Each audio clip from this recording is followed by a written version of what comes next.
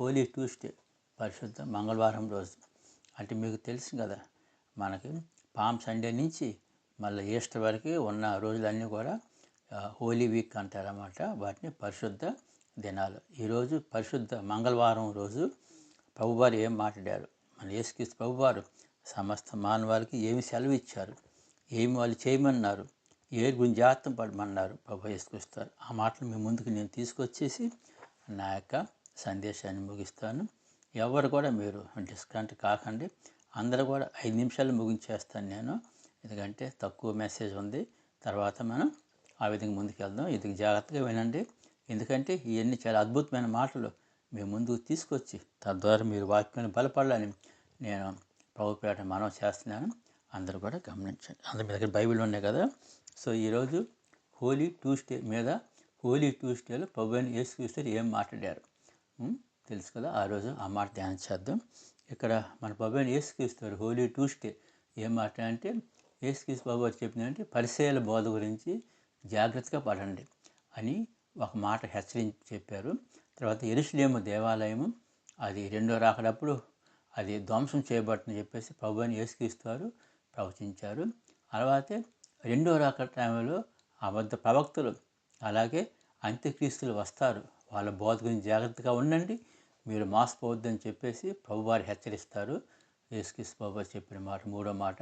అలాగే రెండో రాకడ సమయంలో మీరు అందరూ కూడా సిద్ధపాటు హృదయం కలిగి మీరు మెలకువగా ఉండమని చెప్పేసి ప్రభువారు మాట్లాడిన మాట అది. అంటే వీటి మీద మీ బైబిల్ నుంచి కొన్ని రిఫరెన్స్ మీకు చూపెట్టేసి నేను ముగించేస్తాను.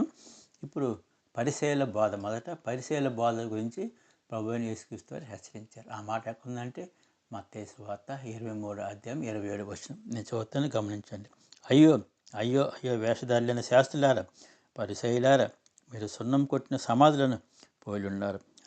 అవి వెలుపల శృంగారంగా అగుపడను, కానీ లోపల చచ్చిన వారి ఎముకలతోను సమస్త కల్మషముతో నిండి ఉన్నవి. అలాగే మీరు వెలుపల మనుషులకు నీతిమంతులుగా అగపడుతురు, కానీ లోపల వేషధారణతోనూ అక్రమంతోనూ నిండి ఉన్నారు. వీధని బిడ్డలారా, ఇది యేసుక్రీస్తు ప్రభువారు పరిసయ్యుల బోధ గురించి జనాలు హెచ్చిస్తున్నారు అన్నమాట. ఎందుకంటే వాళ్ళ బాధకు మీరు మోసపోకండి అని చెప్తున్నారు. ఎందుకంటే పరిసయ్యులు శాస్త్రులు వాళ్ళు ఏమంటున్నారంటే వేషధారులు అంటున్నారు. ప్రభు ఎందుకు హెచ్చరిస్తున్నారంటే వారు పైకి బాగానే ఉంటారు, పైకి చాలా నీతిమంతులా కనపడతారు. వాళ్ళు ఏమంటారు, లోపల వాళ్ళంతా వేషధారణ, అంటే లోపల హృదయంలో ఒకటి ఉంటుంది, బయటకు ఒకటి ఉంటామాట. అంత వాళ్ళు పైకి మంచి కనపడతారు. వాళ్ళ హృదయంలో అన్ని కూడా కుళ్ళు కుట్ర దేశ అసూయ బాగుంది కాబట్టి వాళ్ళంతా కూడా వాళ్ళు వేషధారణ కలిగి ఉన్నారు. కాబట్టి వాళ్ళ బోధల గురించి జాగ్రత్త పడమని చెప్పేసి ప్రభువారు హెచ్చరిస్తారు. ఇది దాదాపు 7 మాటలు ఉన్నాయి. అయ్యో వేషధారులారా, అయ్యో శాస్త్రులారా, అయ్యో పరిశీలన అని చెప్పేసి ప్రభువు చాలా మత్తయి సువార్త 23 అధ్యాయంలో ఆ 23 అధ్యాయం మొత్తం కూడా వేషధారుల గురించి హెచ్చరింపు ప్రభు అయిన యేసుక్రీస్తు సర్వమానవాళ్ళకి చెప్పారు. తర్వాత దేవాలయం పడగొడుతూ చెప్పారు కదా ప్రభు అయిన యేసుక్రీస్తు. రెండో రాకడ సమయంలో రాకడప్పుడు యెరూషలేము దేవాలయం కూడా పడగొట్టబడదని చెప్తారు. ఆ మాట మత్తయి సువార్త 24 అధ్యాయం 2వ వచనం ఉంది. నేను చూస్తాను, గమనించి. అందుకు ఆయన, మీరు ఇవన్నీ చూచున్నారు కదా, రాతి మీద రాయి వేకుడు ఒకటైనను ఇక్కడ నిలిచి ఉండకుండా పడద్రోయబడినని మీతో నిశ్చయంగా చెప్పుచున్నాను అని వర్తాను. ఇది కూడా ప్రభు అయిన యేసుక్రీస్తు హేరోదు రాజు కాలంలో నిర్మించిన అదే, లేకపోతే ఆ మందిరాన్ని మళ్ళీ పునరుద్ధరించిన మందిరాన్ని కూడా, వాళ్ళు బాగు చేసిన మందిరం కూడా రెండో రాకడప్పుడు పడగొట్టబడిన ప్రభువారు ప్రవచించారు. అలాగే ఇంకా అబద్ధ ప్రవక్తల బోధల గురించి చాలా మాటలు ఉన్నాయి. అవన్నీ కూడా మీరు చూడండి, 24 అధ్యాయాలు అన్నీ ఉన్నాయి. అబద్ధ ప్రవక్తలు వాళ్ళు వస్తూ ఉంటారు, అంత్యక్రీస్తులు వస్తూ అంటున్నారు. వాళ్ళ మాటలంటూ వాళ్ళు చెప్పే బోధలను మీరు జాగ్రత్తగా ఉండి, వాళ్ళు జాగ్రత్తగా ఉండి వాళ్ళ యొక్క బోధలు మీరు పడి మోసపోద్దని చెప్తే దేని పెట్టారా. అలాగే ఇక నేను ముగించేస్తున్నాను. రెండో రాకడ గురించి ప్రభు అయిన యేసుక్రీస్తు చాలా శ్రేష్టమైన మాటలు మాట్లాడారు. ఆ మాటలు మీకు చెప్తాను. రెండో రాకడ మన ప్రభు ఎలా ఉంటుంది యేసుక్రీస్తు ప్రభు చెప్పిన మాట ఏంటంటే, రెండో రాకడ నా రాకడ దొంగవేళ ఉంటుంది. కాబట్టి మీరు ఎలా ఉండాలి ప్రభు, మీరు మారు మనసు కనిగి రక్షణ భాగ్యం పొందుకొని ఉండండి. ప్రభు రాకడ ఎప్పుడు వస్తే మీకు తెలియదు కాబట్టి దొంగ వాళ్ళు వస్తా అంటున్నారు. దొంగ ఎవరైనా మన ఇంటికి వచ్చానుకో దొంగతనం వేయడానికి చెప్పు వస్తాడు దొంగ. ఆ చెప్పు వస్తున్నట్టు మనం ఏం చేస్తాం, మన ఇల్లు మనం శుభ్రంగా మనం భద్రపరుచుకుంటాం కదా, కాపలా కట్టుకొని ఉంటాం.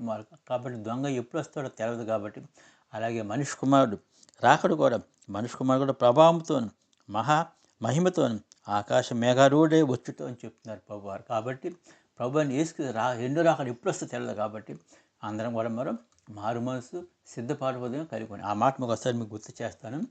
ఇది మత్తయి 24 అధ్యాయం 44 వచనం ఉందండి. మత్తయి 24:47. ఇది మీరు అనుకునే గడియలో మనుష్య కుమారుడు వచ్చును. మీరు మీరు మీరు మీరు అనుకోని గడియలో మనుష్య కుమారుడు వచ్చును కనుక మీరు సిద్ధంగా ఉండండి. ఇది మనం సిద్ధపాటు కలిగి ఉంటున్నారు ప్రభువారు. అలాగే 24:42 వచనం, 24 అధ్యాయం మత్తయి సువార్త 42 వచనంలో, కావున ఏ దినమన మీ ప్రభు వచ్చునో మీకు తెలియదు కనుక మీరు మెలకువగా అన్నారు. ఏ జామున దొంగ వచ్చునో ఆ ఇంటి యజమానుడు తెలిసి ఉన్నట్ల అతను మెలకువగా తన ఇంటిని కన్నం వేయనీయకుండా జాగ్రత్త పడిన కదా పిదేని బిడ్డారా.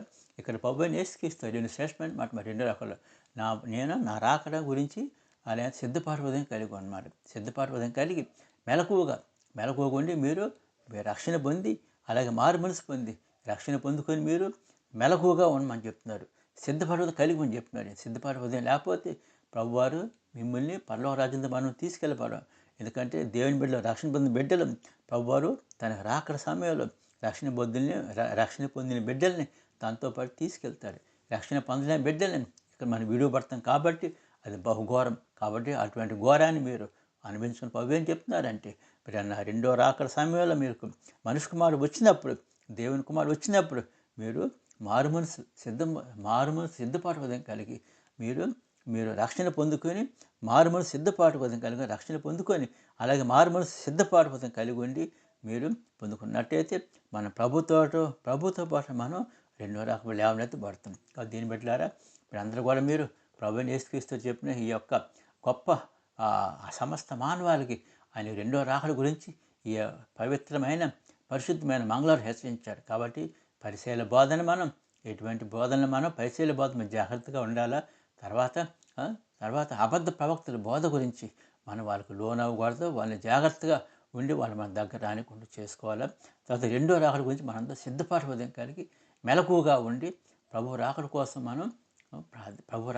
మనం సిద్ధపాటు కలిగి ఉండాలి. మారు మనసు రక్షణ పొందుకొని మన యేసు ప్రభు రెండో రాకడ కొరకు మనం మెలకువగా ఉండే ప్రార్థనలు గట్టినట్టయితే మనం దేవుని ఉగ్రత నుంచి మనం తప్పించుకొని అప్పుడు ప్రభువుతో పాటు మనం రక్షణ పొందిన బిడ్డలకు ఉన్న బిడ్డలందరూ కూడా ప్రభువుతో పాటు మనందరం లేవనెత్తబడతాం.